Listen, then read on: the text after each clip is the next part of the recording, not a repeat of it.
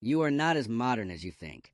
Right now, sitting somewhere safe, reading this on a glowing screen, part of your brain still thinks you're standing in tall grass 100,000 years ago. It's watching for movement in the shadows. It's listening for footsteps that aren't there. It's judging a stranger who just walked past you, deciding, in under a second, whether they're safe or dangerous. You didn't choose any of that. It happened before you even noticed. Scientists have a name for this. They call it the ancient brain, a set of instincts built for a world that no longer exists, but still running quietly underneath everything you do. It's why you flinch at a spider you've never even seen move. It's why a silent room can feel more frightening than a loud one. It's why you still crave sugar and fat, even though your life will probably never involve hunting for either. In the next few minutes, you're going to learn 3 things that might genuinely surprise you. First, why your brain still reacts to threats that vanished thousands of years ago. Second, why the people you trust or don't trust are chosen by instincts older than language itself. And third, the one ancient habit hiding inside almost every decision you make today, even the ones that feel completely modern. Let me show you exactly how this happened. You'll understand why ancient humans still live inside your brain. You have to understand one simple fact. Evolution is slow, but modern life is fast. Homo sapiens have existed for roughly 300,000 years. For almost all that time, humans lived in small groups, hunting, gathering, and constantly watching for danger. Cities, phones, jobs, and traffic lights, those have existed for a tiny sliver of that time, a few hundred years at most out of 300,000. Here's the problem. Your brain didn't get an upgrade from modern life. It's still running mostly the same hardware your ancestors used to survive lions, food shortages, and rival tribes. Researchers who study evolutionary psychology describe the brain as a set of tools built for one environment, now being used in a completely different one. According to this view, your fear of public speaking isn't really about speaking. It's about being watched by a group, which, for early humans, could mean the difference between protection and being cast out to survive alone. Being alone, for most of human history, was often a death sentence. Here's a small surprise. Some researchers suggest your brain can't always tell the difference between an actual lion and an angry email from your boss. Both trigger the same alarm system, a rush of stress hormones, a faster heartbeat, a mind suddenly narrowed onto threat. Another surprise. Babies, before they can even talk, already show a fear response to snake-like shapes and spider-like shapes more than other objects, a pattern many researchers link to ancient survival pressure, passed down long before any one of us learned what a snake actually was. Now here's where things get really interesting. Your brain still runs a 24-hour danger scanning system, and it almost never turns off. Psychologists call this threat detection bias. In plain terms, your brain is wired to notice bad things faster and more strongly than good things. If you walk into a room with 10 people, 9 of them smiling, and 1 looking angry, guess which face your eyes lock onto first? The angry one. Every time. This isn't a flaw.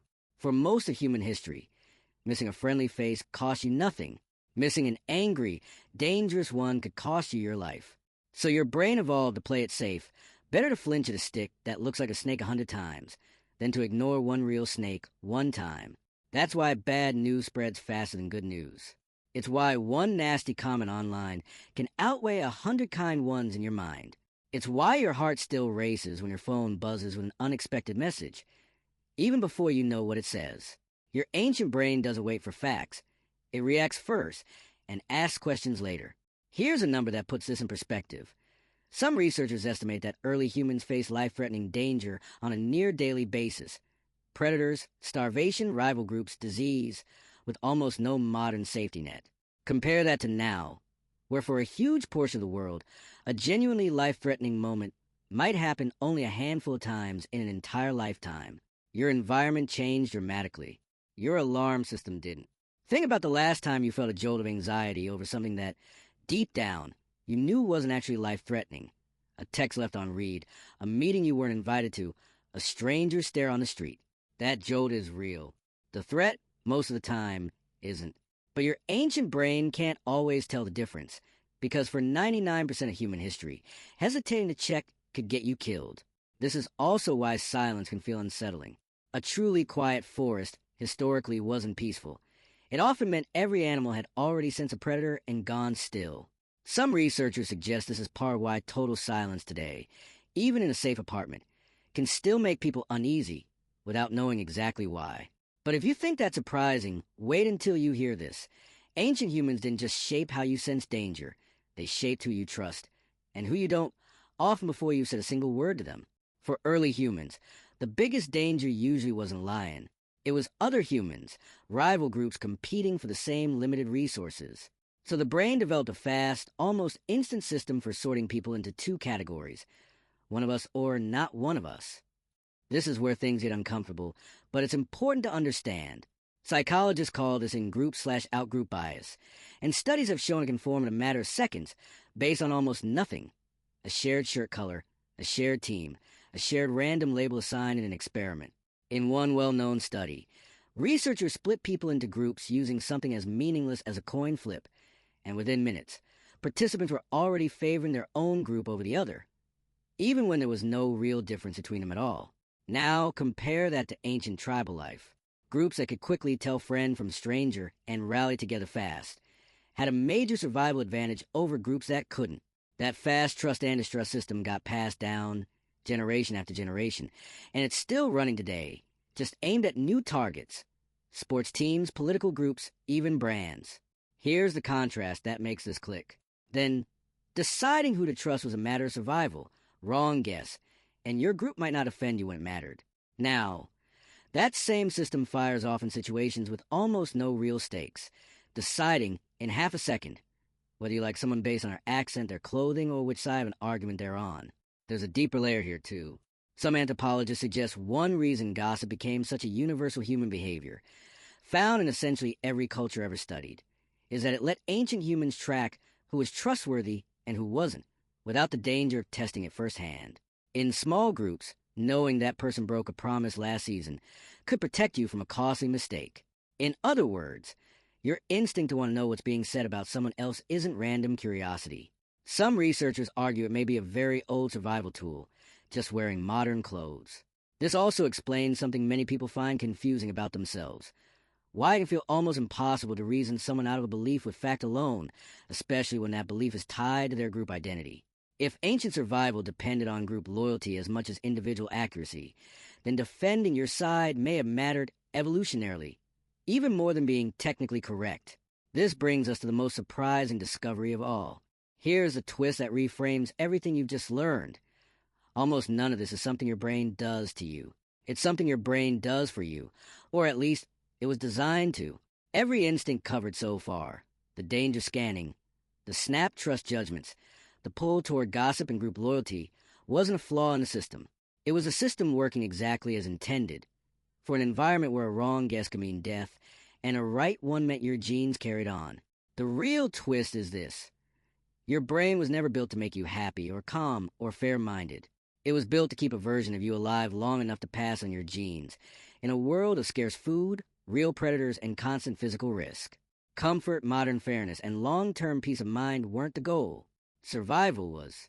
That reframes almost every flaw people complain about in themselves. Anxiety before presentation, not a personal weakness.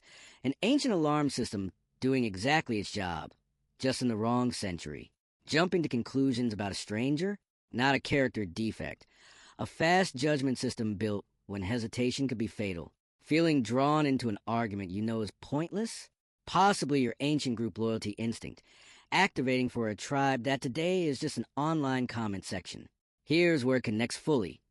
The hook at the start of this video mentioned a version of you standing in tall grass 100,000 years ago, still watching for danger. That's not a metaphor.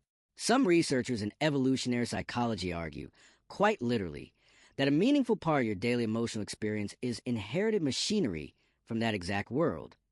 Not because your ancestors are watching over you, but because the wiring that helped them survive is the same wiring you were born with. This doesn't mean modern life and ancient instinct always clash. Sometimes they align perfectly. The instinct to bond closely with a small circle of people, for example, still serve you well today, just as it served small hunting groups thousands of years ago. The mismatch only shows up in specific places: constant notifications triggering constant threat checks, strangers online triggering tribal defensiveness, or endless comparison triggering a status anxiety system built for a tribe of maybe 50 people. not a global audience of millions. So what does all this mean for us today? Understanding this doesn't mean you're stuck being controlled by instincts from 100,000 years ago. It means you finally know what you're working with. In the short term, this understanding can change how you interpret your own reactions. The wave of anxiety before an unread message, the instant dislike of a stranger, the urge to check your phone every few minutes. None of that means something is wrong with you personally. It often means an ancient alarm system is misfiring in a modern environment it was never designed for.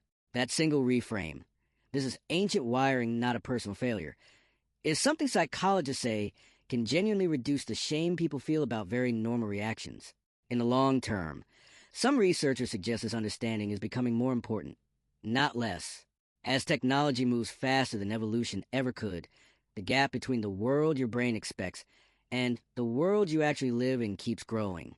Constant notifications, algorithm-driven outrage, and non-stop social comparison are, in a sense, exploiting instincts that were never built to handle this much stimulation, this fast, all day, every day. There are practical takeaways buried in all of this. Recognizing that your brain treats silence as suspicious can explain why background noise sometimes helps you relax, even when you're perfectly safe. Recognizing that your brain sorts people into us and them within seconds can make you a little more careful before trusting a first impression, especially online, where those snap judgments are being made with even less real information than your ancestors ever had.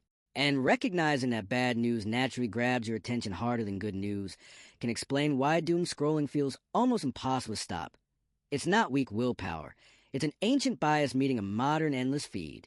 None of this is about blaming your instincts. It's about noticing them. Some psychologists describe this simply as naming the reaction, realizing the moment, this is my ancient alarm system, not necessarily real danger, which alone can create a small but useful pause between feeling and reacting. Before we wrap up, there's one final thing you need to know that here's a final twist, and it loops back to exactly where we started. That version of you standing in the tall grass, still scanning for danger. It isn't a leftover glitch waiting to be fixed. It's the reason you exist at all.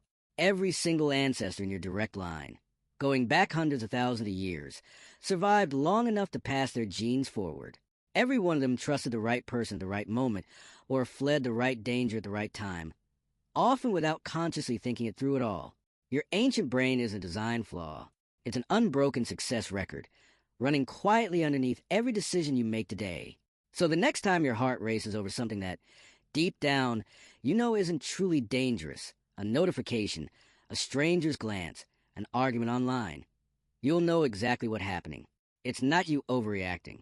It's 300,000 years of survival instinct, still standing guard, still doing its job, just in a world that changed a lot faster than it did. If this opened your eyes to how much ancient history is still shaping you right now, wait until you see what else is hiding in plain sight. So let's bring it all together. Your brain still scans for danger the way it did 100,000 years ago, even when the danger is just an unread message.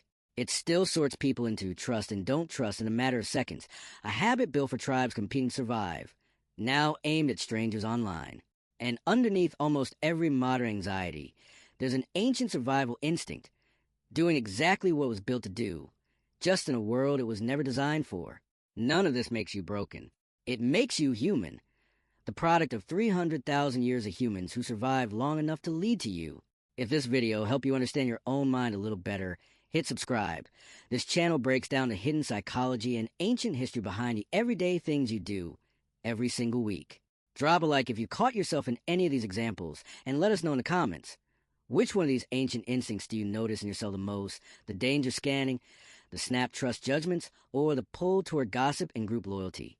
And if you want to keep pulling on this thread, check out the next video, where we go even deeper into the ancient habits still hiding inside your daily life. Thanks for watching Psychology. See you in the next one.